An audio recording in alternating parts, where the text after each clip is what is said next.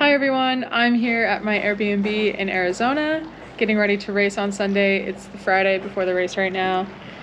Today we had the pro briefing and I'm starting to feel a little bit nervous, but mostly just trying to keep the vibes good for this one. I thought I'd get on. I didn't really do an update after Kona, and I meant to, but it just didn't happen. So I'll give a brief update of my feelings on Kona. I would say Kona, it was great to finally experience it. I definitely see why it's such an iconic race there, but yeah, the race as a whole, the experience, the vibe, everything definitely met my expectations. As far as my race goes, I would say overall it was a little underwhelming. I had a great swim. Couldn't have come out in a better position for myself. Kind of had to play some catch up on the bike after my transition, and then was riding with a group for the first half for sure. And then, all the crazy penalties were given out on the bike and we lost a couple people. And, it was me and Chelsea Sodaro after the turnaround. And then things kind of got mixed up after that point with some of the people who got penalties chasing back up and me dropping back and Daniela catching us and all those things. And yeah, I definitely felt a little bit cooked at the end of the bike. I'm just not able to push hard into the last bit. And, but the marathon is always a fresh start.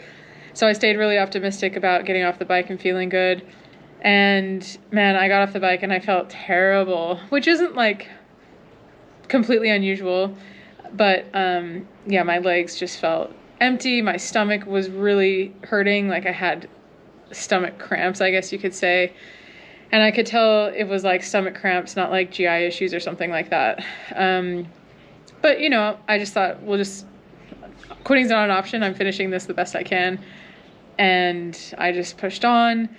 And it took until mile 10 of the run where I finally just projectile vomited everything. I wish I had a GoPro on my forehead while this was happening, just watching all of the pure liquid just spew out. Even just half the Martin gel I had just eaten was just spewing out. Anyway, not to get too graphic on you, but it was pretty impressive, I've got to say.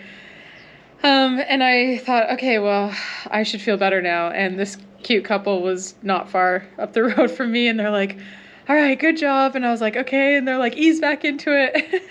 And of course I just take off running because I'm racing still and still trying to get the best out of myself and the best placement possible. And my stomach did feel better after that. But then of course in my head, I was like, well, I don't know how many calories I just threw up. I don't know. That probably means my nutrition hasn't been good. I haven't been absorbing everything for whatever reason. And so then I just focused on, okay, let's get calories in. Let's make sure we have the energy to run as strong as we can for the rest of this marathon.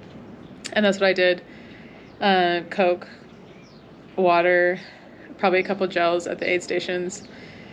But yeah, definitely a humbling experience. But once the emotional trauma kind of wore off, I was immediately excited to go back and try to do better. So that is why I'm at IRONMAN Arizona now. There are 2 Kona slots up for grabs here. So I decided to race because, Kona wasn't that exciting of a result for me. And I always love to race and see if I can do better. And I felt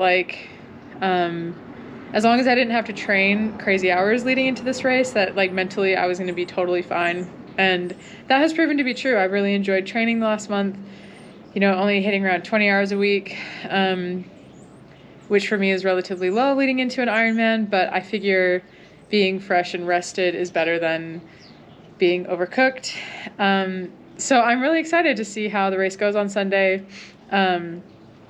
Obviously, if we had to focus on a result, I'd love to win here, but ultimately the biggest goal is just getting that Kona qualification. So that's first or second. But certainly I'll be going for that first place finish, but we can't always control that. So I'm here to do my best, here to put on another good performance and hopefully get that Kona spot. And, you know, I'm doing this now because I'm already quite Ironman fit, and I want the flexibility to do whatever racing I want to do next year with the PTO races and all the opportunities coming with the PTO. I want to take part in that. I want to support the PTO. I want to, just be part of the excitement of the changes in our sport. And I want to be more competitive in it. And so I feel like if I'm focusing on Ironman training throughout the year, that's going to be tough to mix it up with, you know, the ITU people and the shorter course specialists, half specialists that we're seeing at that 100K distance. So obviously you can do both all right, but I think for me it'd be good if I, you know, wasn't focused on Ironman the whole entire year. And yeah, I can't say for sure. I have no plans for next year, but like in my mind, I'm thinking, okay, I'll race the PTO races and then do Kona or something. But I'm sure there'll be an Ironman in there somewhere. But again, I have no plans for next year. But I'm here to try Kona qualify, and that's it. So we're having fun. I'm here with Renee, Kylie. We are reunited after we haven't really spent too much time together last year, but we've had a lot of fun here. Preparing for this race. So it's a girls' trip. My sister gets here tonight. Matt stayed home with Winston. So yeah, we're having fun.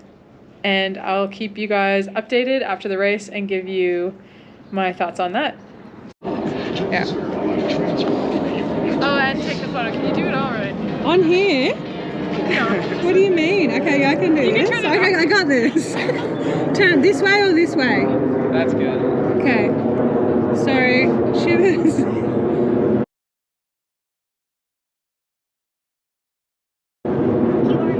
Ah, cute. Have a great race. Thank you. Famous. Lifestyles of the rich and famous.